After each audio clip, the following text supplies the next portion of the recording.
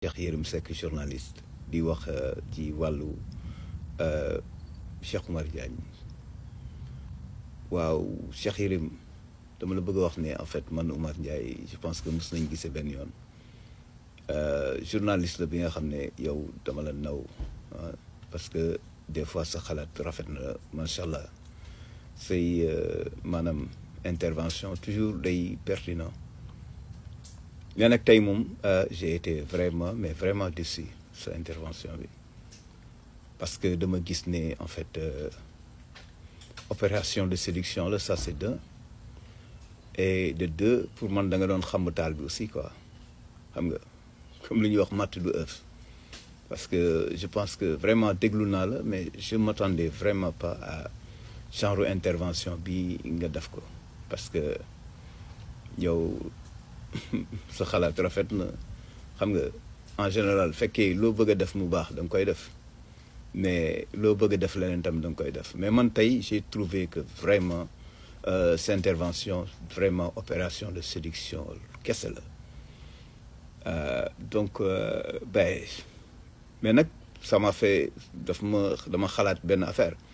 ma ne yow fekkee intervention bii tey nga def ci affaire yu Cheikh Oumar Diagne noonu nga doon def ci jamono yi nga xam ne Maïmouna Ndour Faye mu ngi lay invité ci émission boobu fekkee même chose la ah kon damay xalaat que ne donc yow intervention yooyu nga doon def ci émission yële passé fekkee comme bii benn la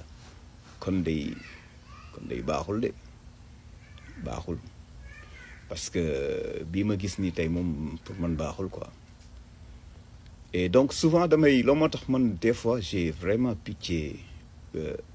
dama yërëm peuple bi quoi Sénégal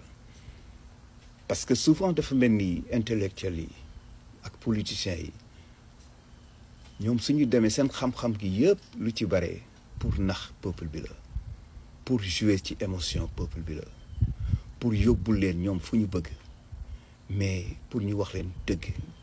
pour ñu xool souvent intérêt réew mi day xaw a doy waar kenn ku si nekk da ngay ràcc jëmale sa boor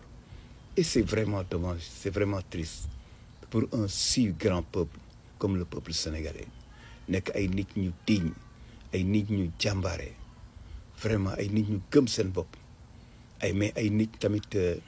ñu gëm yàlla léegi su ñu wax sax affaire gëm yàlla nañu wax ci affaire Cheikh Oumar Diagne ñun jullit sama xalaat bu gàtt bon dëgg la musicien la mais jàng naa tuuti parce que dañ naan shahada moom mooy profession de foi bi nga xam ne jullit soo ne jullit nga danga naan laa ilaha illallah sayyidina muhammad rasulullah sallallahu alayhi wa sallam même ku doonoon jullit wala dugg ci diini l'islam loolu ngay njëkkee waaw léegi laa ilaha illallah yàlla rek a nekk amul leneen lu dul yàlla dara jegewu ko kenn melul ni moom yàlla rek mooy kenn moom kenn la léegi ñu ne muhammad rasulullah sallallahu alayhi wa sallam prophète muhammad sallallahu alayhi wa sallam moom mooy yonent yàlla moom mooy le glorifié moom mooy le parfait moom rek a jekk moom rek a matal parce que nee nañu le prophète moom mooy c'est l'image de Dieu sur terre nee nañu c'est la manifestation yàlla dégg nga maam su waroon nekk nit tey jii wàcc ci àdduna ci yonent bi lay nekk maanaam donc léegi ñun jullit ñi est-ce que war nañu rayante tey jii ci dëkk on se dit musulman dëkk naan parfait ak l'imparfait maanaam ku parfait ak ku parfait wu mais je pense que fekkee am na ku parfait nee nañu Muhammad sallallahu alayhi wa sallam la parce que yonent bi moom mooy l'image de Dieu sur terre donc est-ce que loolu war na mën a indi guerre si ñun on se dit musulman man loolu laa xamul quoi et puis en fait am na li nga xam ne tam bëggoon naa ko jaaxal na ma trop parce que coow li bari na lool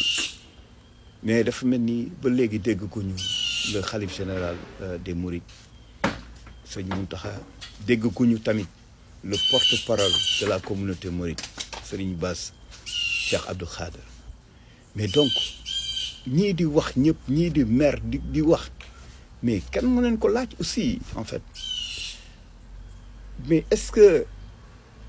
c'est si grave que ça ba tax tey jii ñu war a mën a reyante quoi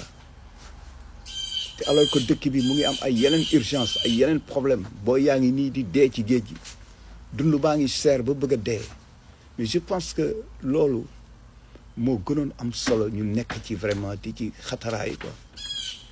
ah nit ñi vraiment mën a nekk seen affaire mais en tout cas man loolu la amoon li may wax en fait par rapport ak message yu Cheikh Yérim baax na jërëjëf.